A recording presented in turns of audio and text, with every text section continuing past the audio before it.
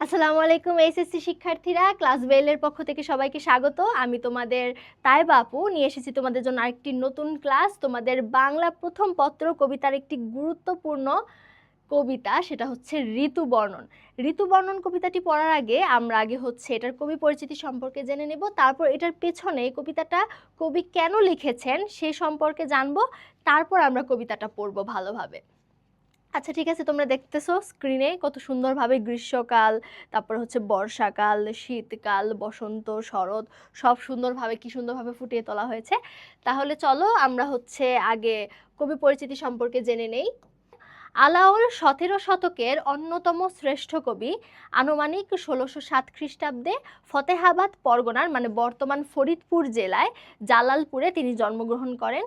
তরুণ বয়সে জলপথে চট্টগ্রাম যাওয়ার সময় সে এবং তার পিতা একসাথে হচ্ছে একটা জলদস্যু, পর্তুগিজ জলদস্যুদের হচ্ছে খপ্পরে পড়ে, আক্রমণে পড়ে। তারপর সেই আক্রমণে তার বাবা মারা যায়, কিন্তু তিনি কোনোভাবে হচ্ছে বেঁচে যান।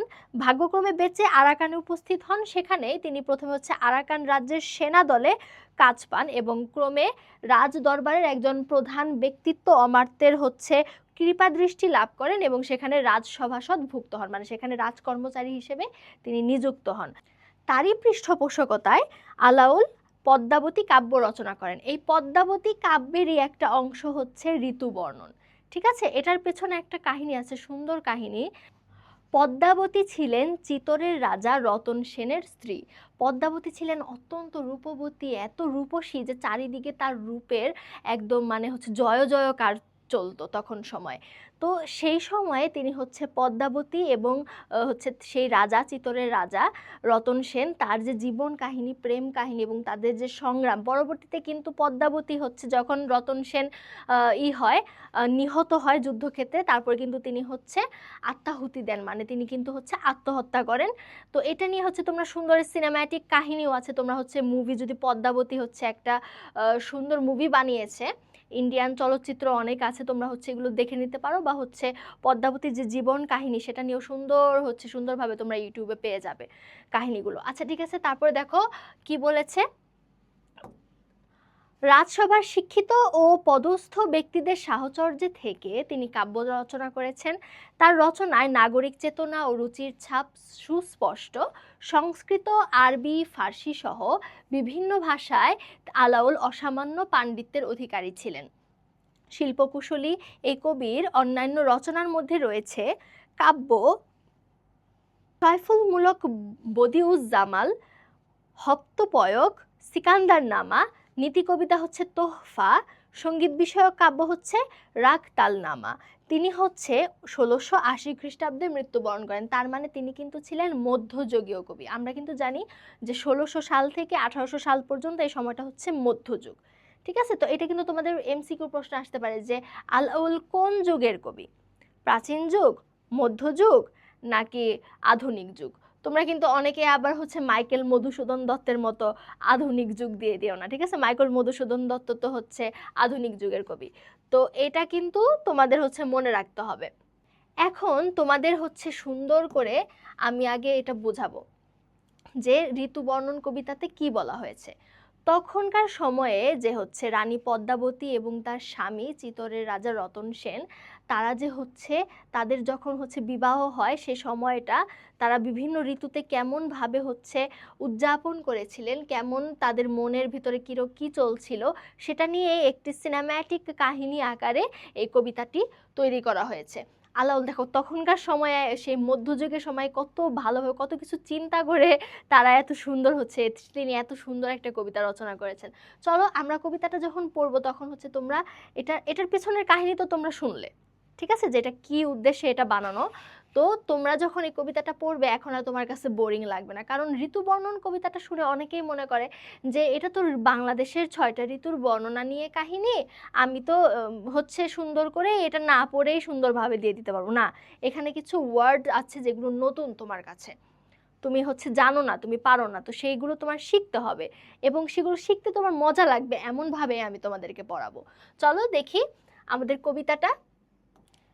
প্রথমে আমি তোমাদেরকে সুন্দর করে 2 লাইন করে কবিতাটা আবৃত্তি করে শোনাবো, তারপরে তোমাদেরকে এখানের হচ্ছে ভিতরের যে ওয়ার্ডগুলো সেই ওয়ার্ডগুলোর মানে কি, মিনিং কি, সেগুলো আমি তোমাদেরকে সুন্দরভাবে বুঝাবো। তারপরে তোমাদেরকে আমি ব্যাখ্যা দিব যে আসলে এখানে কি বলা হয়েছে। দেখো কি বলেছে, প্রথমে বসন্ত ঋতু নবীন ও পল্লব, দুই পক্ষ আগে পাছে মধ্যে সুমাধব। তোমাদের মাথায় নিশ্চয় এখন প্রশ্ন আসছে যে সুমাধব জিনিসটা কি, মানে সুন্দর কিছু, অবশ্যই সুন্দর কিছু। দেখো সিরিয়ালি যাই, প্রথমে কোন ঋতু এসেছে, বসন্ত ঋতু, বসন্তকাল, ঠিক আছে। নবীন পল্লব মানে কি, নতুন পাতা, তার মানে কি বসন্তকালে গাছে গাছে নতুন পাতা থাকে, নতুন পাতা গজায়, তো সেগুলো দেখতে অনেক সুন্দর লাগে। তারপরে দেখো দুই পক্ষ আগে পাছে মধ্যে সুমাধব, এখানে দুই পক্ষ মানে কি, পক্ষ মানে হচ্ছে সময়, আর আগে পাছে মানে হচ্ছে একটা ঋতুর শুরুতে এবং শেষে। প্রথমে এখানে কোন ঋতুটা আসছে, বসন্ত। এখন বসন্তর আগে কোন ঋতু থাকে বলো তো, শীত, শীত ঋতু। এবং এটা তাহলে কি আগে, তার মানে কিছু সময় আগে হচ্ছে শীত চলে গিয়েছে এবং বসন্তের পরে আসে হচ্ছে গ্রীষ্ম। আর মধ্যে সুমাধব, সুমাধব মানে হচ্ছে ঋতুরাজ বসন্ত, এখানে সুমাধব বলতে বুঝেছে ঋতুরাজ বসন্তকে, মানে হচ্ছে এই যে এই বসন্তকে এখানে বোঝানো হয়েছে। তার মানে আগে হচ্ছে শীত চলে যায়, শীতের পরে আসে হচ্ছে বসন্ত, আর বসন্তের পরে হচ্ছে গ্রীষ্মকাল। তার মানে কি এই সময়টাকে হচ্ছে মানে বসন্তকালটা নিয়ে আমরা এখন ডিসকাস করব, মানে বসন্তকাল নিয়ে কবিতাটা শুরু হলো। মলয়া সমীর হইলা কামের পদাতি, মুকুলিত কইল তবে বৃক্ষ বনস্পতি। মলয়া সমীর মানে হচ্ছে দক্ষিণ বাতাস, দক্ষিণ দিকের যে বাতাস, আমরা কিন্তু জানি যে বসন্তকালে দক্ষিণ দিক দিয়ে বাতাস বয়। হইলা কামের পদাতি, কাম মানে হচ্ছে ভালোবাসা, ভালোবাসা বা প্রেম। তার মানে কি এখানে হচ্ছে ভালোবাসার, পদাতি মানে হচ্ছে সৈন্য, পদাতি মানে কি সৈন্য। তার মানে ভালোবাসা বা প্রেমের যে দক্ষিণা বাতাসে যে হচ্ছে সুন্দর মিষ্টি গন্ধ, সেটা সেটা পেয়ে যেন মনে হয় যে ভালোবাসা, ভালোবাসা চারিদিকে, ভালোবাসা ছড়িয়ে গেছে, চারিদিকে প্রেম ছড়িয়ে যাচ্ছে।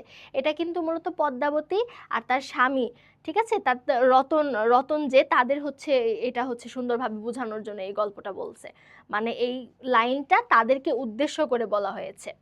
মুকুলিত কইল তবে বৃক্ষ বনস্পতি, মুকুলিত কইল মানে হচ্ছে বলল, কইল মানে হচ্ছে বলল, তবে বৃক্ষ বনস্পতি মানে বৃক্ষ বনস্পতিকে বলো তো, বনস্পতি মানে হচ্ছে ঔষধি গাছ, বনস্পতি মানে হচ্ছে ঔষধি গাছ।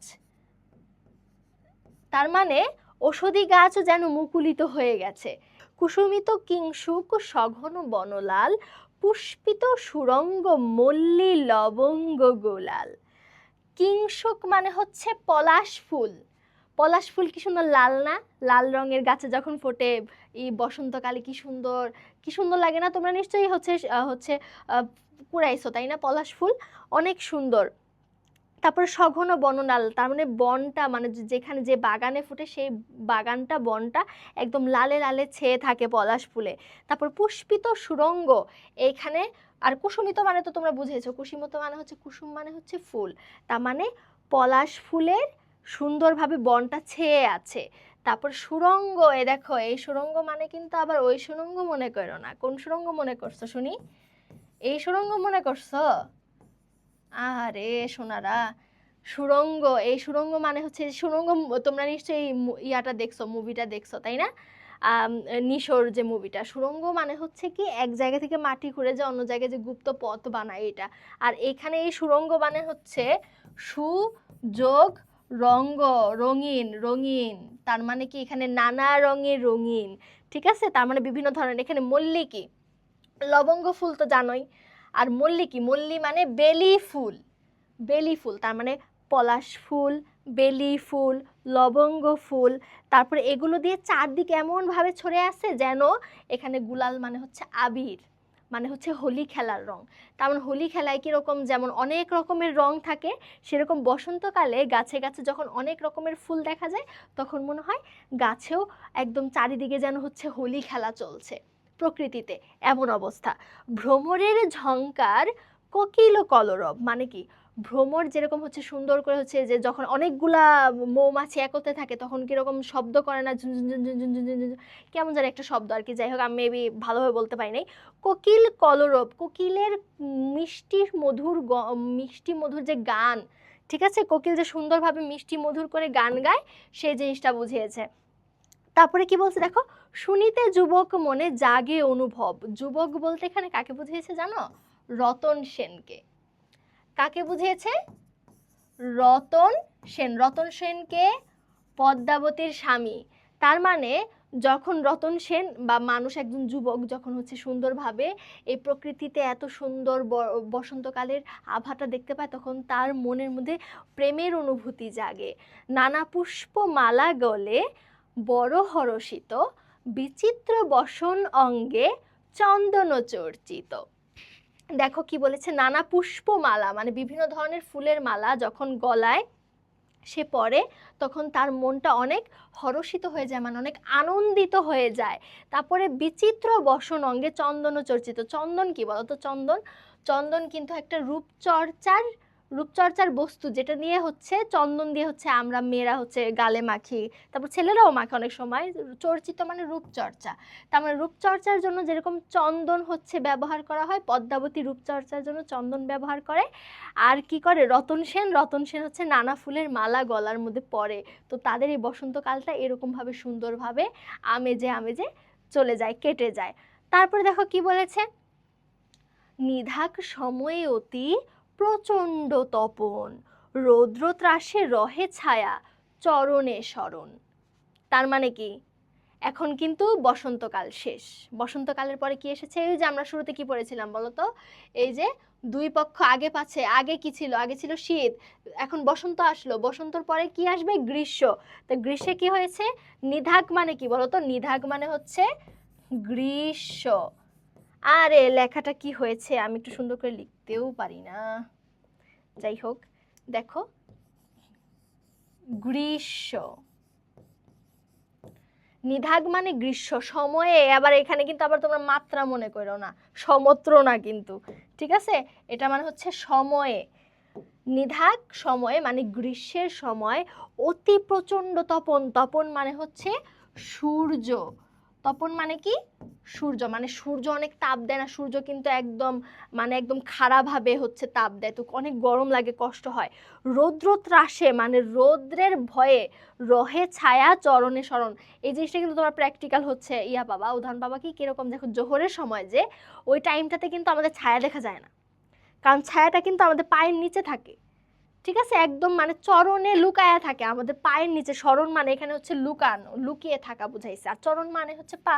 তার মানে আমাদের ছায়া রৌদ্রের ভয়ে এমন মানে হচ্ছে গরমে এমন রৌদ্র লাগে যে ওটার ভয়ে আমাদের পায়ের নিচে ছায়া থাকে, মানে আমাদের ছায়াই দেখা যায় না, এমন গরম থাকে। চন্দন চম্পক মাল্য মলয়া পবন, সতত দম্পতি সঙ্গে ব্যাপিত মদন। মানে যেই ঋতুই আসুক সবসময় কিন্তু দম্পতিদের মধ্যে মানে স্বামী স্ত্রীর মধ্যে ভালোবাসা বিরাজমান। চন্দন কি? চন্দন হচ্ছে চন্দনের সুগন্ধ, তোমরা জানো। চম্পকেও সুন্দর, চম্পক সুন্দর গন্ধ। মাল্য মলয়া পবন মানে কি? মলয়া পবনে হচ্ছে চন্দন চম্পক মাল্য এগুলোর যে ফুলগুলোর হচ্ছে সুন্দরভাবে হচ্ছে চারিদিকে ছড়িয়ে যাচ্ছে এই ইয়া মলয়া পবনে, মানে হচ্ছে দক্ষিণা পবনে। তারপরে হচ্ছে দেখো, সতত দম্পতির সঙ্গে মানে হচ্ছে স্বামী স্ত্রীর সাথে সর্বদা, সতত মানে সর্বদা, ব্যাপিত মানে রয়েছে মদন। মদন মানে হচ্ছে কি বলো তো? মদন মানে কি? মদন, এখানে মদন মানে কিন্তু ওই মদন না যে আমরা যে ফ্রেন্ডদের মাঝে মাঝে বলি না, বাপ মা আমাদের মাঝে মাঝে বলে যে এই মদন এই কাজ করস না কেন। এই মদন মানে হচ্ছে প্রেমের দেবতা। এই মদন মানে কি? প্রেমের দেবতা, ঠিক আছে? তার মানে গ্রীষ্মকাল হোক, বর্ষাকাল হোক, শীতকাল হোক, যাই হোক, প্রেমের দেবতা সবসময়ই স্বামী স্ত্রীর মধ্যে বিরাজমান। তারপরে দেখো কি বলেছে, এখন কি গ্রীষ্মকাল শেষ, গ্রীষ্মকালের পরে কি আসে? বর্ষাকাল। পাবন সময় ঘন ঘন গরজিত, নির্ভয়ে বরিশে জল চৌদিকে পূরিত। পূরিত মানে কি? এখন দেখি আমরা সিরিয়ালি যাই। পাবন মানে কি? পাবন মানে হচ্ছে এখানে বর্ষাকাল বুঝিয়েছে। ঘন ঘন গর্জিত মানে গর্জন, আকাশে গর্জন করে না, মেঘ গর্জন করে, বৃষ্টি গ্রুম গ্রুম গর্জন করে তারপর বৃষ্টিপাত হয়। নির্ভয়ে নির্ভয়ে বরিশে জল, মানে বরিশে মানে হচ্ছে বর্ষণ, মানে হচ্ছে ঝরছে, ঝরা, জল ঝরছে, বৃষ্টি পড়ছে, চৌদিকে পূরিত, পূরিত মানে পূরণ, মানে চারিদিকে পানিতে টইটম্বুর, একদম পানিতে ভরপুর হয়ে আছে। ঘোর শব্দে কৈলাসে মল্লার রাগ গায়ে, ঘোর শব্দে মানে এমন শব্দ করে, মানে এমন শব্দ করছে আকাশে মনে হয় কৈলাসে। কৈলাস মানে কি, তোমরা যারা সনাতন ধর্মাবলম্বী তোমরা নিশ্চয়ই বুঝে গেছো, কৈলাস মানে হচ্ছে যে হিন্দুদের হচ্ছে স্বর্গ যে একটা, ঠিক আছে, ওখানে হিমালয়, হিমালয়কে অনেকটা কৈলাস মনে করে তারা, যে সেখানে হিমালয় তো সবচেয়ে উচ্চ পর্বতশৃঙ্গ না, তো সেখানে এমন মনে হচ্ছে যে যেন গান বাজছে রাত করে, মল্লার রাগে, মল্লার মানে হচ্ছে গান, আর রাগ, রাগ হচ্ছে গানের একটা হচ্ছে কি বলবো প্রকারভেদ। গান যারা গাও, গান যারা শেখো, তারা নিশ্চয়ই রাগটা হচ্ছে তোমরা ভালোভাবে জানো, যে রাতের প্রহরে, রাতের দ্বিপ্রহরে যে হচ্ছে যে গান করা হয় রাগের, এটাও অনেক প্র্যাকটিস আছে, রাগের অনেক ধরনের গলা সাধা আর কি।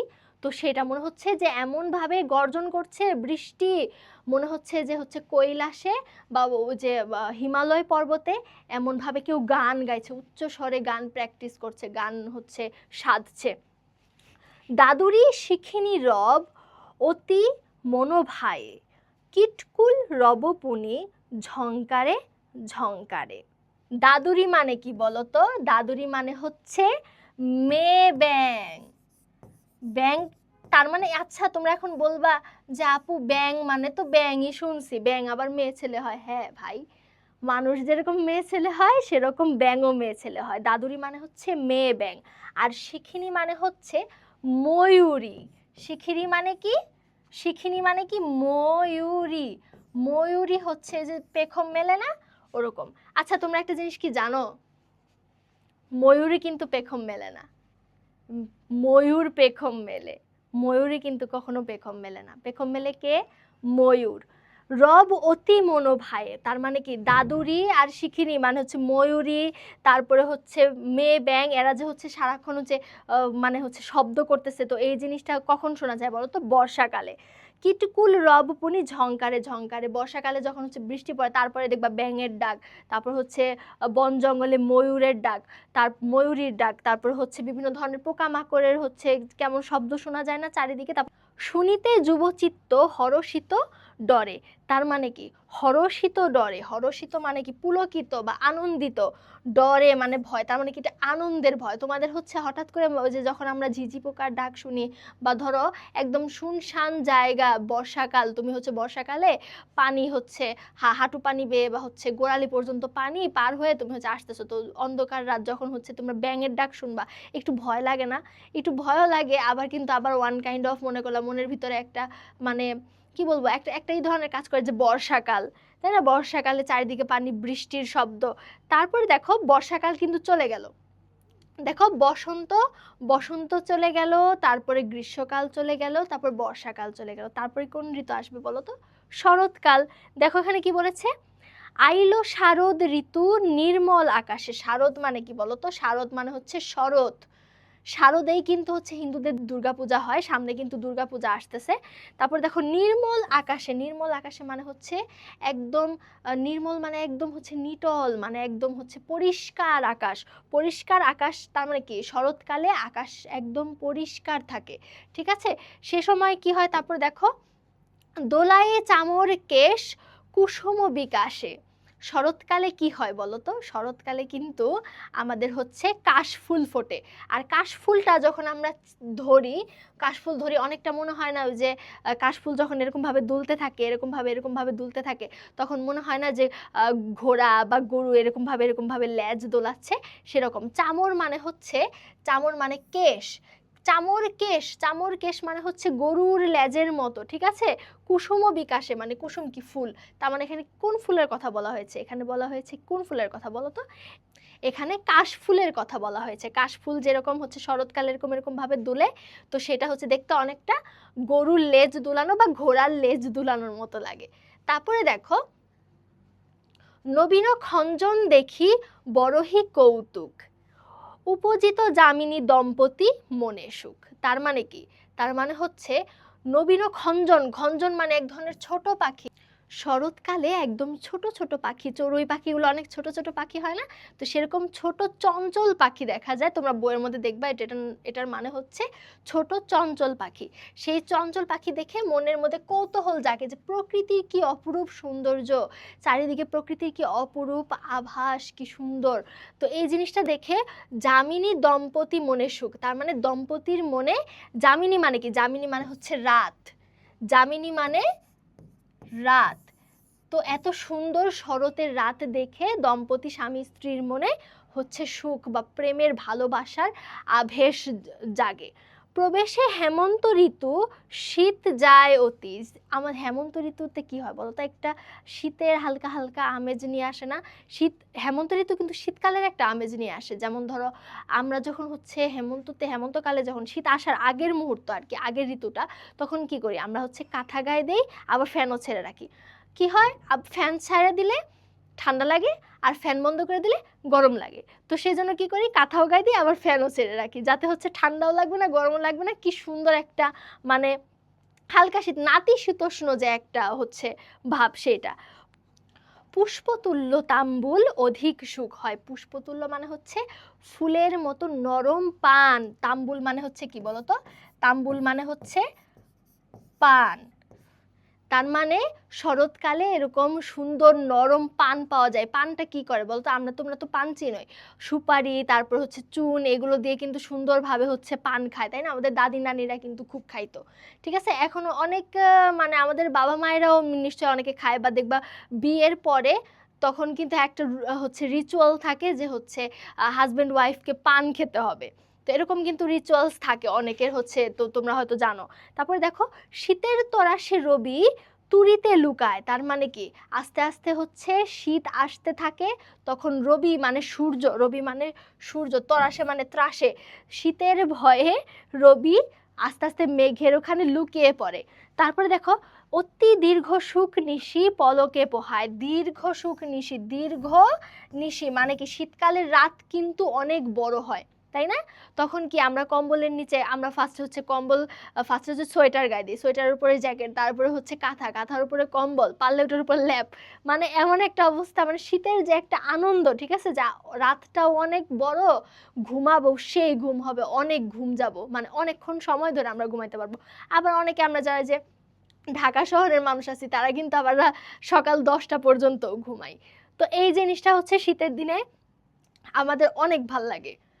দেখো আমরা কিন্তু কবিতার একদম শেষ পর্যায়ে চলে এসেছি। পুষ্পসজ্জা ভেদ ভুলি বিচিত্র বসন, মানে কি, পুষ্পসজ্জা মানে ফুলের মতো নরম সজ্জা। শীতের মধ্যে আমাদের এত আরাম লাগে ঘুমাইতে, ঘুমাইতে ঘুম ছাড়া উঠতেই ইচ্ছা করে না। তো সেখান থেকে উঠে আবার আমাদের হচ্ছে সেটা ভুলে, সে থেকে উঠে আমাদের হচ্ছে বিভিন্ন ধরনের বসন, বসন মানে হচ্ছে কাপড়। তার মানে আমাদের কাপড় চেঞ্জ করতে হয়, বিভিন্ন জায়গায় যেতে হলে হচ্ছে কাপড় বদলাতে হয়। তার মানে কি, শীতকালে হচ্ছে কাপড় চেঞ্জ করতে ইচ্ছা করে না, তারপরেও আমাদের এটা করতে হয়। তারপরে দেখো, উড়ে উড়ে এক হইলে শীত নিবারণ। তার মানে আমাদেরকে পোশাক চেঞ্জ করতে হয় শীত নিবারণের জন্য, হচ্ছে বিভিন্ন ধরনের পোশাক, হচ্ছে শীতকালীন পোশাক আমরা বলি না, বিভিন্ন ধরনের পোশাক পরি। তো সেটা বোঝানো হয়েছে যে আমরা যখন শীতের পোশাক পরি তখন আমাদের শীত নিবারণ হয়। তারপরে দেখো, কাফুর কস্তুরী চুয়া যাবক সৌরভ, দম্পতির চিত্তে তো চেতন অনুভব। কথাটা তোমরা বুঝতে পারো নাই আমি জানি, কিন্তু দেখো, কাফুর হচ্ছে এক ধরনের সুগন্ধি, কস্তুরীও চুয়াও হচ্ছে এক ধরনের সুগন্ধি, যাবক, যাবক মানে হচ্ছে সুগন্ধি, সুগন্ধি, সৌরভ, সৌরভ মানে কি, সুগন্ধির যে সুন্দর একটা মিষ্টি গন্ধ, ঠিক আছে। আমরা বিভিন্ন ধরনের সুগন্ধি ব্যবহার করি না, দেখো এখানেও কিন্তু মেনলি রতন সেনকে উদ্দেশ্য করে বলা হয়েছে, যে রতন সেন কি তখনকার হচ্ছে রাজা, তো তার তো নিশ্চয়ই বিভিন্ন ধরনের হচ্ছে সুগন্ধি আছে, তার হচ্ছে কাফুরের সুগন্ধি আছে, কস্তুরী চুয়ার হচ্ছে সুগন্ধি আছে। এখন বিশেষ করে তোমাদের বলি, কস্তুরী জিনিসটা কি, কস্তুরী জিনিসটা হচ্ছে মৃগনাভি। কস্তুরী জিনিসটা কি, মৃগ নাভি। মৃগনাভি কি, নাভি মানে তো তোমরা বুঝছো, মৃগ মানে হচ্ছে হরিণ, তার মানে কি হরিণের নাভি। হরিণের নাভির, এমন এক ধরনের হরিণ আছে যেটা নাভির অনেক সুন্দর গন্ধ, এমন গন্ধ যে তারা শিকারীর কাছ থেকেও পলাইতে পারে না। তারপর যে বিভিন্ন ধরনের বাঘ, তারপর হচ্ছে সিংহ যে তাদেরকে শিকার করবে, ওই গন্ধে গন্ধে তারা কোনো জায়গায় লুকাইতে পারে না, পরে অবশেষে লুকাইতে লুকাইতে একসময় তাদেরকে ধরা পড়তেই হয়। তো সেই ধরনের হরিণের হচ্ছে নাভির থেকে সুন্দর সুগন্ধি বের হয়, সেই সুগন্ধি দিয়ে হচ্ছে আমাদের বিভিন্ন ধরনের পারফিউম তৈরি করা হয়। তো সেই সুগন্ধি দিয়ে বিভিন্ন ধরনের পারফিউম বা সুগন্ধি তৈরি করা হয়। দম্পতির চিত্তে তো চেতন অনুভব, তার মানে কি স্বামী স্ত্রীর চিত্তে, চিত্তে মানে হচ্ছে মনে, স্বামী স্ত্রীর মনে এই ধরনের যখন হচ্ছে আমরা হচ্ছে বিভিন্ন ধরনের যে সুগন্ধি যে যখন হচ্ছে ই করে, তখন স্বামী স্ত্রীর মনে হচ্ছে সুন্দর একটা ভালোবাসার অনুভূতি সৃষ্টি হয়। তার মানে 6 ঋতুতে বিভিন্ন প্রকৃতিতে বিভিন্ন রকমের যে হচ্ছে আমেজ তৈরি হয়, বিভিন্ন এক সময় হচ্ছে শীত আমেজ, কখনো হচ্ছে গ্রীষ্মকাল, আবার কখনো শরৎকালের বিভিন্ন কাশফুল, তারপরে হচ্ছে চারিদিকে হচ্ছে সুন্দর আভাস, তারপরে হচ্ছে বসন্তকাল, বিশেষ করে বসন্তকাল। দেখো তোমাদের মেইনলি একটা কথা বলি, বসন্তকাল নিয়ে কিন্তু প্রথমেই বলা হয়েছে, আর প্রথমে বসন্তকাল নিয়ে প্রথম 10 লাইন বলা হয়েছে। তার মানে কি তোমাদের একটা এমসিকিউ আসতে পারে যে তোমাদের ঋতু বর্ণন কবিতায় হচ্ছে প্রথমেই কোন ঋতুর কথা বলা হয়েছে, প্রথমে বলা হয়েছে হচ্ছে বসন্ত ঋতুর কথা, এবং যদি বলা হয়েছে শেষে কোন ঋতুর কথা বলা হয়েছে, শেষে কোন ঋতুর কথা বলা হয়েছে, বসন্তের আগে যেটা, ঠিক আছে, বসন্তের আগে কি হেমন্ত, হেমন্তের যে শীত শীত ভাব, সেই হেমন্তের কথা বলা হয়েছে, ঠিক আছে। এগুলো হচ্ছে যদি তোমরা সুন্দরভাবে কবিতাটা আরো ভালোভাবে রিভাইজ করো, তাহলে কিন্তু তোমরা হচ্ছে ভালোভাবে বুঝতে পারবে, ঠিক আছে। এখন দেখো, এখন হচ্ছে আমি তোমাদেরকে কবিতাটার একটু সুন্দরভাবে আরেকবার একটু বুঝাই দিই। কবিতাটা হচ্ছে সুন্দর হচ্ছে 6 ঋতুতে কিরকম ভাবে হচ্ছে স্বামী স্ত্রীর মনে বা মানুষের মনে কিরকম ভাবে হচ্ছে ভাবনার খোরাক যোগায়, কেমন পরিস্থিতি হয় মানুষের বিভিন্ন সময়ে, মানুষ কি কি চিন্তা ভাবনা করে, কেমন ভাবে প্রকৃতিকে উপভোগ করে, সেই জিনিসটাই বোঝানো হয়েছে। এখন আমরা এই কবিতাটা তো পড়লাম, কবিতাটা বুঝলাম, আশা করি তোমাদের কনসেপ্ট ক্লিয়ার। এখন আমরা হচ্ছে এই কবিতা থেকে কি কি ধরনের সিকিউ আসে, কবিতার কি কি ধরনের সিকিউ আসে এবং সেই সিকিউগুলো তোমরা কিভাবে আইডেন্টিফাই করবে, সেই জিনিসটাই হচ্ছে আমরা এখন বোঝার চেষ্টা করব। এখান থেকে আমরা মেইনলি কয়টা টাইপ পাবো এবং সেগুলো পরীক্ষায় কিভাবে আসবে সেটা আমরা এখন প্র্যাকটিস করব। তোমরা স্ক্রিনে ভালোভাবে দেখতে পাচ্ছ যে কীরকমভাবে 6টা ঋতুকে সুন্দরভাবে এখানে কানেক্ট করা হয়েছে। তোমরা এই ষড়ঋতুর থেকে মানে হচ্ছে এই ঋতু বর্ণন মানে কি, 6টা ঋতুকে বর্ণনা করা হয়েছে সুন্দরভাবে, এবং সেটা থেকে কিভাবে মানুষের মনে আশা জাগে, মানুষ কিভাবে সেটা নিয়ে হচ্ছে সুন্দরভাবে তাদের জীবনটা যাপন করে, সেটা নিয়েই কিন্তু কবিতাটা তোমরা পড়লে। দেখো এখান থেকে তোমরা হচ্ছে 2টা টাইপের প্রশ্ন পাবে। টাইপ 1 হচ্ছে সাদৃশ্যপূর্ণ ঋতু, তার মানে সিকিউতে দেওয়া থাকবে একটা ঋতুর বর্ণনা, তো সেটার সাথে তোমার হচ্ছে কোন ঋতুটা, ঋতু বর্ণন কবিতার কোন ঋতুটা হচ্ছে তোমার সাদৃশ্যপূর্ণ সেটা ব্যাখ্যা করতে হবে। তারপরে দেখো 2 নম্বরে থাকবে প্রকৃতি, এখানে প্রকৃতি ও মানব মনের অবিচ্ছেদ্য সম্পর্ক। তার মানে কি আমরা কিন্তু হচ্ছে কবিতায় পড়েছি যে প্রকৃতির সাথে সাথে মানুষের মনের যেরকম হচ্ছে চিন্তা ভাবনা, তারপরে তার হচ্ছে মনের যে হচ্ছে বিভিন্ন ধরনের আশা আকাঙ্ক্ষা, সেগুলো যেরকম চেঞ্জ হয়, এটা কিন্তু মূলত তৈরি করা হয়েছে চিতোরের রাজা এবং রানী তাদেরকে উদ্দেশ্য করে তাদের জীবন বা প্রেম কাহিনীটা বর্ণনা করার জন্য। কিন্তু এটার পাশাপাশি কিন্তু আমরা এটাও জানতে পারি যে মানুষের মনে বিভিন্ন ঋতু কীরকমভাবে সাড়া জাগায়, তো সেটা এখন আমরা সিকিউতে প্রতিফলন হিসেবে দেখব। আচ্ছা দেখি, চলো সিকিউ শুরু করা যাক। সিকিউতে কি বলা হয়েছে দেখি। আজ জোছনা রাতে সবাই গেছে বনে বসন্তের এই মাতাল সমীরণে, ঠিক আছে। তার মানে জোছনা রাতে সবাই গেছে বনে বসন্তে, তার মানে বসন্ত ঋতু নিয়ে বলছে। উদ্দীপকের সঙ্গে ঋতু বর্ণন কবিতার বসন্ত ঋতুর সাদৃশ্য আছে ব্যাখ্যা করো। অবশ্যই বসন্ত ঋতুর সাদৃশ্য আছে। বসন্ত ঋতুতে আমরা হচ্ছে কি কি পড়েছিলাম, হচ্ছে দক্ষিণা সমীর মল্লার সেটা পড়েছিলাম। তারপরে হচ্ছে আমরা যে হচ্ছে কি হয় বসন্ত ঋতুতে যে স্বামী স্ত্রীর মধ্যে যে হচ্ছে সুন্দর ভালোবাসার, তারপর হচ্ছে মদন দেবের যে আবির্ভাব হয় সেটা পড়েছিলাম, সেটা সুন্দরভাবে ব্যাখ্যা করে দিবে। তারপরে দেখো উদ্দীপকটি ঋতু বর্ণন কবিতার সমগ্র ভাব ধারণ করেনি, কারণ উদ্দীপকে হচ্ছে শুধুমাত্র বসন্তকাল নিয়ে বলা আছে, কিন্তু আমাদের কবিতায় কিন্তু 6টা ঋতু নিয়ে বলা আছে, 6টা ঋতু নিয়ে সুন্দরভাবে বর্ণনা করা আছে, ব্যাখ্যা করা আছে, এবং প্রকৃতির সাথে মানব মনের যে সম্পর্ক সেটাও কিন্তু সুন্দরভাবে ব্যাখ্যা করা আছে, যেটা উদ্দীপকে বলা নেই। তারপরে দেখো 2 নাম্বার সৃজনশীলে কি বলেছে, আরম্ভিছে শীতকাল পড়িছে নিহার জাল, শীর্ণ বৃক্ষ শাখা যত ফুলপত্রহীন, মৃতপ্রায় পৃথিবীর মুখের উপরে বিষাদে প্রকৃতি মাতা, শুভ্র বাষ্প জালে গাথা, কুজ্ঝটি বসনখানি দেছেন টানিয়া, পশ্চিমে গিয়াছে রবি স্তব্ধ সন্ধ্যা বেলা। তার মানে এখানে শীতকাল নিয়ে বর্ণনা করা হয়েছে। দেখো, উদ্দীপকের কবিতাংশের সাথে ঋতু বর্ণন কবিতার সাদৃশ্য তুলে ধরো। সাদৃশ্য হচ্ছে শীতকাল বিষয়, তাহলে কবিতার আঙ্গিকে এবং এখানে যে শীতকালের বিষয়ে যেটা বলা হয়েছে, দেখো তোমরা যদি প্রথম লাইনে যে কবিতার সাথে শীতকাল ঋতু মানে শীত ঋতুর সাথে সাদৃশ্যপূর্ণ সেই জিনিসটা যদি ব্যাখ্যা করে দাও তাহলে কিন্তু 1 নাম্বার। তারপরে উদ্দীপক এবং কবিতার সাথে সুন্দরভাবে সাদৃশ্য করে 3টা প্যারা করবা, দ্যাটস ইট, তাহলে হচ্ছে তোমাদের সুন্দরভাবে নাম্বার এসে যাবে। তারপর দেখো, উদ্দীপকের কবিতাংশে ঋতু বর্ণন কবিতার কিঞ্চিত ভাবগত মিল থাকলেও বৈসাদৃশ্যই বেশি। বৈসাদৃশ্য বেশি কেন? দেখো, সেই সেম প্রশ্ন, দেখো সেম কাহিনী থেকে কিন্তু তোমরা হচ্ছে পাচ্ছ যে সাদৃশ্যপূর্ণ ঋতু কি আর হচ্ছে প্রকৃতি ও মানব মনের যে অবিচ্ছেদ্য সম্পর্ক। এখানে শুধুমাত্র একটা মাত্র ঋতুর সম্পর্কে বলা হয়েছে, কিন্তু প্রকৃতির যে অন্য 5টি ঋতু এবং প্রকৃতির সাথে মানব মনের যে সম্পর্ক সেটা কিন্তু এখানে বর্ণনা করা হয়নি।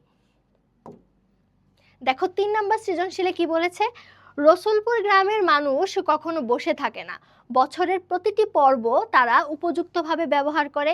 তারা বসন্তে ফুলের ব্যবসা করে আর মৌ চাষ করে, গ্রীষ্মের প্রচণ্ড গরমে তারা আমলিচুর ব্যবসা করে, বর্ষায় মাছ চাষ করে, শীতকালে তারা তাজা তাজা সবজির ফলন ঘটায়।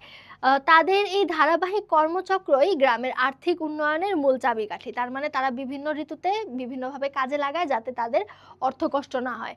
তারপরে দেখো, উদ্দীপকের সাথে ঋতু বর্ণন কবিতার সামঞ্জস্যপূর্ণ দিকটি হচ্ছে প্রকৃতির সাথে মানুষের যে হচ্ছে কর্মকাণ্ডের সাদৃশ্যপূর্ণ বা প্রকৃতির সাথে মানব মনের সম্পর্ক। এখানে দেখো 6টা ঋতুর বিষয়ে কিন্তু বলা হয়েছে, তার মানে প্রকৃতিকে মানুষ কিভাবে কাজে লাগাচ্ছে।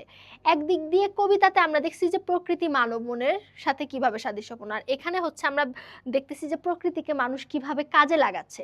ঠিক আছে, মানে হেলাফেলা করছে না, কাজে লাগাচ্ছে। তো সেই জিনিসটা তোমরা সুন্দরভাবে ব্যাখ্যা করবে। তারপরে দেখো, প্রেক্ষাপট ভিন্ন হলেও উদ্দীপক ও ঋতু বর্ণন কবিতার মূল সুর এক। মূল সুর এক কেন? প্রেক্ষাপট ভিন্ন, কারণ কবিতাতে মানব মনের সাথে প্রকৃতির সম্পর্ক, প্রকৃতির সাথে সাথে মানুষের মেন্টালিটি কেমন চেঞ্জ হয় সেটা বলা হয়েছে। আর এখানে বলা হয়েছে, এখানে প্রেক্ষাপট ভিন্ন কারণ এখানে হচ্ছে প্রকৃতিকে মানুষ কিভাবে কাজে লাগায়, কাজে লাগিয়ে ধাপে ধাপে নিজের অর্থ সংস্থা করে, তো সংস্থান করে, সেই জিনিসটা এখানে বোঝাচ্ছে যে কিভাবে নিজে হচ্ছে ইনকাম করা যায়, কিভাবে নিজের অর্থনৈতিক যে হচ্ছে স্বাবলম্বিতা সেটা অর্জন করা যায়। প্রেক্ষাপট ভিন্ন, কিন্তু দেখো ঋতু বর্ণন কবিতায় যেরকম হচ্ছে ষড় ঋতুকে বর্ণনা করা হয়েছে তাদের মানুষের মনের সাথে মিলিয়ে, সেরকম এখানে কিন্তু মানুষের কাজের সাথে মিলিয়ে ষড় ঋতুকে বর্ণনা করা হয়েছে, সেটা সুন্দর করে লিখবে। তারপরে দেখো 4 নাম্বার প্রশ্নে বলা হয়েছে, নীল নব ঘনে আষাঢ় গগনে তিল ঠাই আর নাহিরে, ওগো আজ তোরা যাসনে ঘরের বাহিরে, বাদলের ধারা ঝরে ঝড়ো ঝড়, আউশের ক্ষেত জলে ভরভর, কালিমাখা মেঘে ওপারে আধার, ঘনিয়েছে দেখ চাহিরে, শোনো শোনো পারে যাবে বলে কে ডাকিছে বুঝি মাঝিরে, খেয়া পারাপার বন্ধ হয়েছে আজিরে, পুবে হাওয়া বয় কুলে নেই কেউ, দুকুল বাহিয়া উঠে পড়ে ঢেউ, দর দর বেগে জলে পড়ি জল, ছলো ছলো উঠে বাজিরে, খেয়া পারাপার বন্ধ হয়েছে আজিরে। আরেকটা লাইন আমার বলতে ইচ্ছা করছে, এই লাইনটা আমার খুব ভালো লাগে, কালিমাখা মেঘে ওপারে আধার, ঘনিয়েছে দেখ চাহিরে, ওগো তোরা আস যাসনে ঘরের বাহিরে। এই লাইনটা আমার খুব ভালো লাগে, আমার পার্সোনালি খুব পছন্দ। এটা আমার দাদির মুখে আমি ফার্স্ট শুনেছিলাম সুন্দরভাবে। আমাদের যখন হচ্ছে বৃষ্টি পড়তো, মানে বৃষ্টির দিনে, এখন আমি কি ছিলাম, মানে হচ্ছে বৃষ্টি হোক যাই হোক স্কুলে যেতেই হবে, ঠিক আছে, স্কুলে যেতেই হবে, তখন আমার দাদি আমাকে সুন্দর করে এটা আবৃত্তি করে শুনিয়েছিল। ওই জিনিসটা আমার, এখন আমার দাদি নেই, কিন্তু আমার মাঝে মাঝে পড়ার সময়, পড়ালেখার সময় আমার দাদির কথাটা খুব মনে পড়ে, মানে অনেকটা স্মৃতিচারণ আর কি, ঠিক আছে, ইমোশনাল হয়ে যায় মাঝে মাঝে। যখনই এই কবিতাটা আমার সামনে আসে তখনই আমার ভিতরে একটা ইমোশন কাজ করে। আচ্ছা, তারপরে দেখো গতে বলেছে উদ্দীপকের কবিতাংশে ঋতুবর্ণন কবিতার কোন বিশেষ দিকটি ইঙ্গিত করা হয়েছে ব্যাখ্যা করো। কোন বিশেষ দিকটি ইঙ্গিত করা হয়েছে বলো তো? অবশ্যই বর্ষাকাল। বর্ষাকালেই তো হচ্ছে বৃষ্টি পড়ে, চারদিকে পানিতে টইটুম্বুর থাকে, তখনই তো হচ্ছে আমাদের দাদি নানিরা বলে ওগো তোরা আজ যাসনে ঘরের বাহিরে। আচ্ছা ঠিক আছে, এখানে তোমরা হচ্ছে কবিতার আঙ্গিকে যে বর্ষাকাল, সেই বর্ষাকালটা হচ্ছে এখানে হচ্ছে ইঙ্গিত করেছে। উদ্দীপকের কবিতাংশটা কি ঋতুবর্ণন কবিতার সমগ্র ভাব ধারণ করে? তোমার উত্তরের সপক্ষে যুক্তি দাও। না, এটি হচ্ছে ঋতুবর্ণন কবিতার সমগ্র ভাব ধারণ করে না। কারণ একই প্রশ্ন দেখো, ঋতুবর্ণন কবিতায় 6টি ঋতুর কথা বলা হয়েছে, প্রকৃতির সাথে মানব মনের সম্পর্ক ব্যাখ্যা করা হয়েছে, কিন্তু এখানে কিন্তু শুধুমাত্র বর্ষাকালের বিষয়েই বলা হয়েছে। দেখো 5 নাম্বার সৃজনশীল, এই সব শীতের রাতে আমার হৃদয়ে মৃত্যু আসে, বাইরে হয়তো শিশির ঝরছে কিংবা পাতা, কিংবা প্যাঁচার গান, সেও শিশুরের কিংবা প্যাঁচার গান, সেও শিশিরের মতো হলুদ পাতার মতো। শিশিরের মতো হলুদ পাতার মতো, তার মানে কি? আচ্ছা এটুকু বাদ দিই, এটা আবার বলি, 5 নম্বর প্রশ্নটা আবার বলি।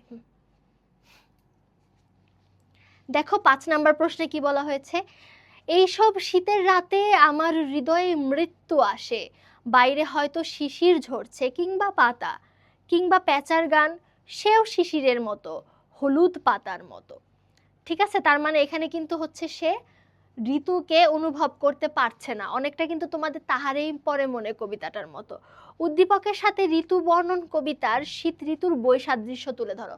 শীত ঋতুতে আমাদের কবিতায় বলা হয়েছে যে আমরা হচ্ছে শীতটাকে উপভোগ করি, শীতের যে বড় রাত সেটাকে উপভোগ করি, বিভিন্ন ধরনের শীতের পোশাক সেটাকে উপভোগ করি, কিন্তু এখানে সে শীতের সময় তার কাছে এটা মৃত্যুর মতো মনে হয়, তার কাছে নিশ্চয়ই হচ্ছে কোনো পুরনো খারাপ স্মৃতি বা খারাপ ঘটনা যেটা তাকে হচ্ছে তাকে একদম জড়সড় করে রাখে, যে কারণে তিনি হচ্ছে শীত ঋতুটা উপলব্ধি করতে পারেন না। তো এই দিক দিয়ে শীত ঋতুর সাথে হচ্ছে উদ্দীপকের সাথে আর হচ্ছে ঋতু বর্ণন কবিতার সাথে হচ্ছে যে শীত উপলব্ধি, ঋতু উপলব্ধি করতে না পারার দিক দিয়ে বৈসাদৃশ্য রয়েছে। তারপরে দেখো উদ্দীপকের কবিতাংশটি ঋতুবর্ণন কবিতার খণ্ডাংশ মাত্র। হ্যাঁ, খণ্ডাংশ মাত্র, কারণ এখানে শুধুমাত্র শীতকালের কথা বলা হয়েছে, কিন্তু এখানে শুধু শীতকালের কথা বলা হয়েছে, কিন্তু আমাদের কবিতায় ঋতুবর্ণন কবিতায় কিন্তু একদম শীতকাল, বর্ষাকাল, শরৎকাল, হেমন্তকাল, তারপর বসন্তকাল, গ্রীষ্মকাল সবকিছুই কিন্তু বলা হয়েছে, সবকিছু বর্ণনা করা হয়েছে। তো এই দিক দিয়ে হচ্ছে তাহলে এটা শুধুমাত্র খণ্ডাংশ। তারপরে দেখো 6 নম্বরে কি বলেছে, 6 নম্বর প্রশ্নে বলা হয়েছে প্রকৃতি ও মানব মন অবিচ্ছেদ্য সম্পর্কে জড়িয়ে আছে। শহরিক মানুষের মানে শহরে যারা থাকে তাদের মন আর গ্রামীণ মানুষের মন আলাদা ধরনের, কারণ গ্রামের প্রকৃতি থেকে শহরের প্রকৃতির ব্যাপক ভিন্ন। গ্রামীণ পরিবেশে এক নৈসর্গিক আবহে মানুষের মন থাকে উদার, কোমল, সতেজ ও স্নিগ্ধ। অন্যদিকে নাগরিক জীবনে মানে শহরের জীবনে মানুষের জীবনটা ব্যক্তিকেন্দ্রিক, ব্যস্ত, স্বার্থ সচেতনতা। তো মানুষ হচ্ছে এছাড়াও হচ্ছে বিভিন্ন প্রকৃতির আবেশে মানুষের মনে আসে বিস্তর পরিবর্তন। বসন্তের আবহে কোকিলের কুহু ডাকে যে কোনো মানুষের মনই রসপূর্ণ হয়। তার মানে হচ্ছে যেহেতু শহরের মানুষ কোকিলের ডাক বেশি শুনতেই পায় না, তো তাদের মন আর কি মানে ওই যে নীরস থাকে। প্রকৃতির কাছাকাছি যারা থাকে তাদের মন কিন্তু মানে তাদের মন মানসিকতা অন্যরকম থাকে, আর যারা প্রকৃতিকে দেখতেই পারে না, উপলব্ধি করতে পারে না, তাদের মনে কিন্তু কোনো রস থাকে না, তারা সবসময় নীরস প্রকৃতির হয়। তারপরে দেখো উদ্দীপকের সাথে ঋতু বর্ণন কবিতার সাদৃশ্যপূর্ণ দিকটি ব্যাখ্যা করো। উদ্দীপকের সাথে ঋতু বর্ণন কবিতার কোন দিকটি সাদৃশ্য, মানে প্রকৃতির সাথে মানব মনের যে সম্পর্ক। দেখো আমি তোমাদেরকে আবার দেখাই, আবার দেখে দিচ্ছে, এই দেখো এই যে প্রকৃতি ও মানব মনের যে অবিচ্ছেদ্য সম্পর্ক, এই জিনিসটার সাথে সাদৃশ্যপূর্ণ, এটা সুন্দর করে তোমরা ব্যাখ্যা করে দিবে। উদ্দীপকটি কি ঋতু বর্ণন কবিতার সম্পূর্ণ ভাব ফুটিয়ে তুলতে পেরেছে? না, ফুটিয়ে তুলতে পারেনি, কারণ হচ্ছে উদ্দীপকে শুধুমাত্র প্রকৃতির সাথে মানব মনের সম্পর্কটা হচ্ছে সুন্দরভাবে শর্টলি বলা হয়েছে, ব্রিফলি বলা হয়েছে। কিন্তু যদি ব্রডলি চিন্তা করতে যাই আমরা, ঋতু বর্ণন কবিতায় কিন্তু হচ্ছে প্রত্যেকটা ঋতুকে আলাদা আলাদাভাবে বর্ণনা করা হয়েছে এবং সেই ঋতুতে মানুষের মনে কি আলাদা আলাদা প্রভাব পড়ে সেটাও কিন্তু বর্ণনা করা হয়েছে, যেটা কিন্তু উদ্দীপকে নেই। তাহলে এটা হবে না, তার মানে হচ্ছে ফুটিয়ে তুলতে পারেনি। 7 নম্বর প্রশ্নে বলেছে সারা রাত ধরে ঝিরঝির বৃষ্টি, সকালেও তার বিরাম নেই। সজীব এই বৃষ্টির মধ্যেই ছাতা নিয়ে স্কুলের পথে রওনা হয়, যেমনটা আমি বললাম একটু আগে যে আমি ওরকম ভাবে যাইতাম। যাওয়ার পথে রাস্তার পাশে ডোবায় দেখে অসংখ্য ব্যাঙ ঘ্যাঙর ঘ্যাং শব্দে ডেকে চলেছে অবিরাম। সজীব মুগ্ধ হয়ে দাঁড়িয়ে দাঁড়িয়ে ব্যাঙের ডাক শোনে। তার মানে কি, সে হচ্ছে মানে মুগ্ধ হয়ে শুনতেছে যে বর্ষাকাল তো আসলে ভালোই সুন্দর, বর্ষাকালে ব্যাঙের ঘ্যাঙর ঘ্যাঙর ডাক, মানে একটু উপভোগ করতেছে আর কি সামথিং। উদ্দীপকের ঋতু বর্ণন কবিতার কোন দিকটি প্রতিফলিত হয়েছে হচ্ছে বর্ষাকাল।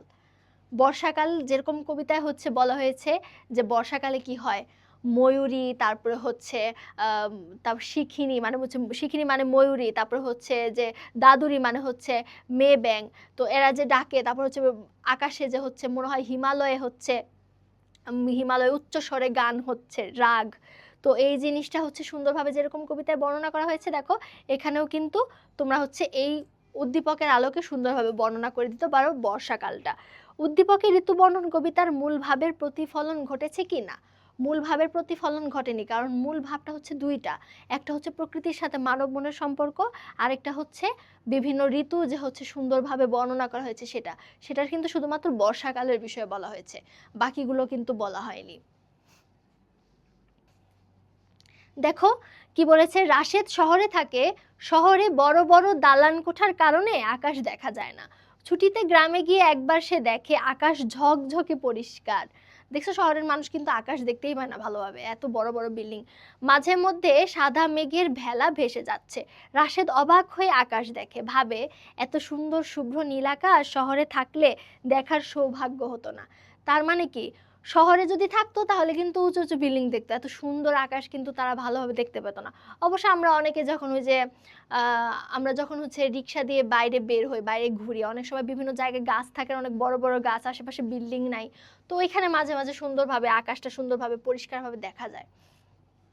গ নাম্বারে কি বলেছে দেখো, উদ্দীপকের ঋতু বর্ণন কবিতার যে দিকের প্রতিফলন ঘটেছে তা ব্যাখ্যা করো।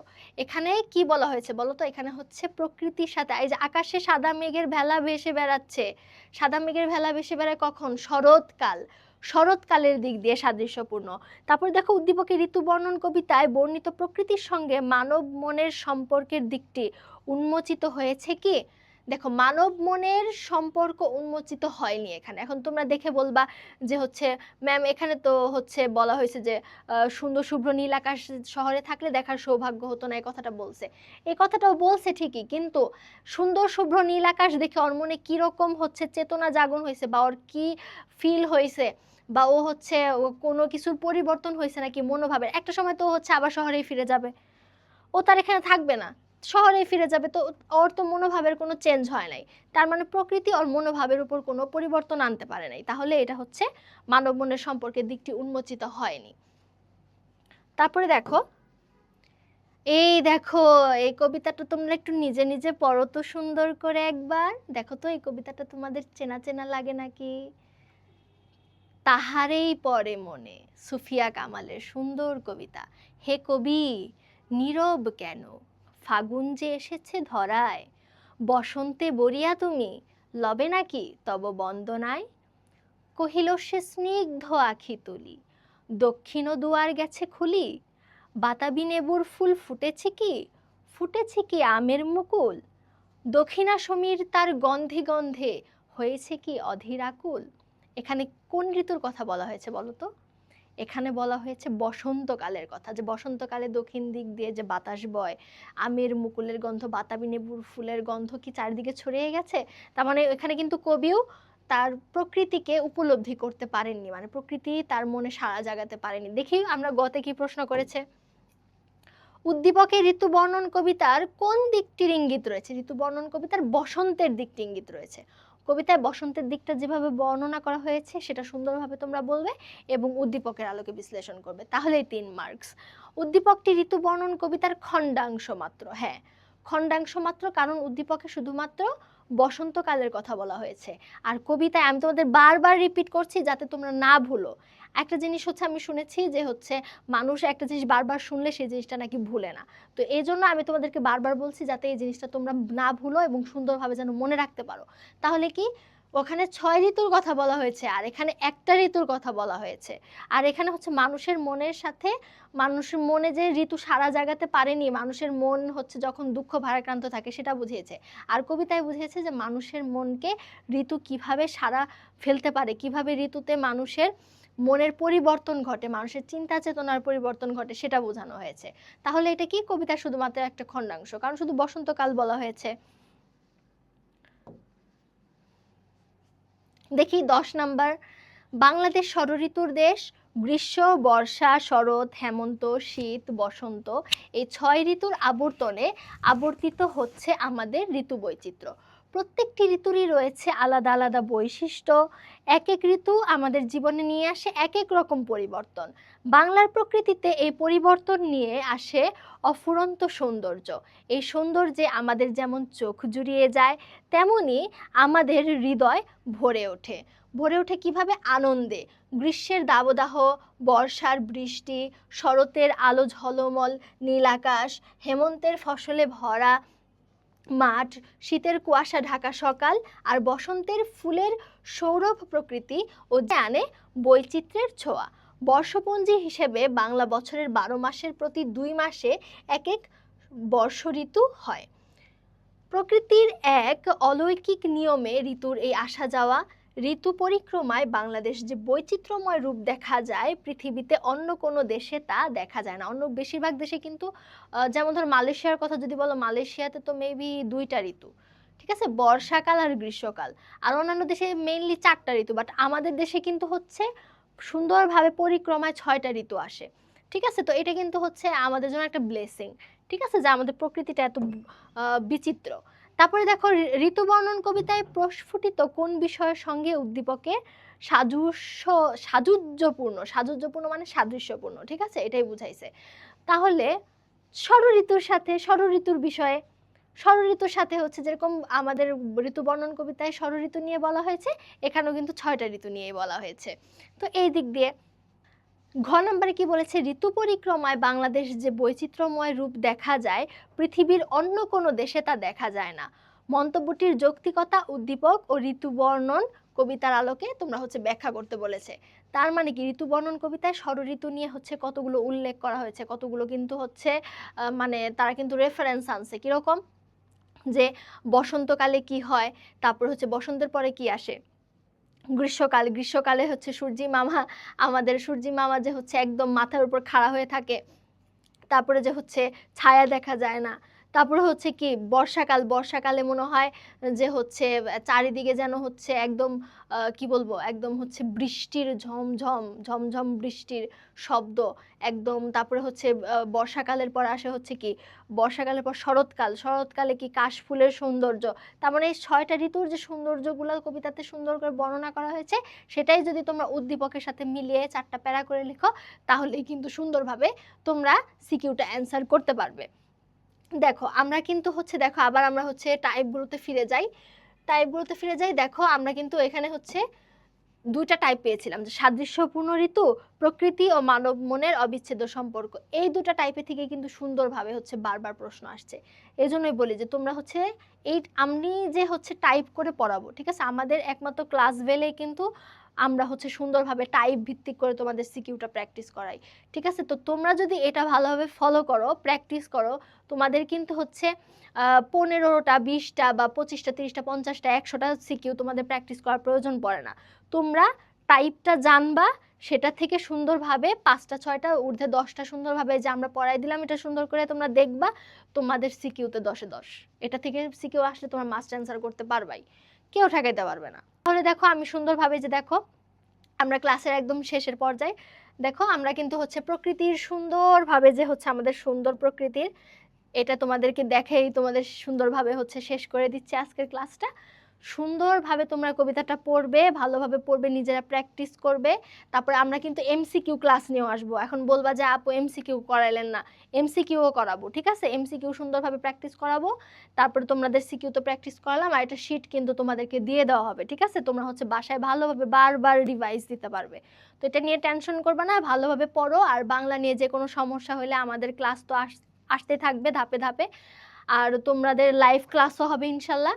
তো তোমাদের যে কোনো প্রবলেম থাকলে জাস্ট শুধুমাত্র জানাবা, জাস্ট ক্লাস ভেইলের ইনবক্সে নক করবা, জানাবা, বা হচ্ছে আমাকে চাইলে হচ্ছে পার্সোনালিও বলতে পারো, কোনো প্রবলেম নাই। আমি সুন্দরভাবে বাংলার যাবতীয় সমস্যা সব কিছু সলভ করে দেওয়ার চেষ্টা করব। তারপরে আমাদের হচ্ছে হেলেনা ম্যামও তো আছে, উনিও হচ্ছে বাংলা ভালোভাবে পড়াবেন। আমরা দুজনেই ভালোভাবে পড়িয়ে তোমাদের একদম বেসিক থেকে পুরো প্রো করে ফেলবো একদম, ঠিক আছে? বাংলায় তোমাদের কোনো প্রবলেম হবে না। বাংলা জিনিসটা যে তোমরা অবহেলা করো, তোমরা বুঝতে পারবা বাংলা কত গুরুত্বপূর্ণ, অ্যাডমিশনের জন্যও গুরুত্বপূর্ণ। তোমরা এখন থেকে যদি ভালোভাবে পড়ো বেসিক সহ, তাহলে তোমাদের আর কোনো প্রবলেম হবে না, ঠিক আছে? আচ্ছা ঠিক আছে, তাহলে হচ্ছে আমি ক্লাসটা এখানেই শেষ করছি। তোমরা ভালো থাকো, সুস্থ থাকো, ভালোভাবে পড়ালেখা করো। তাহলে আজকে বিদায় নিচ্ছি। আসসালামু আলাইকুম।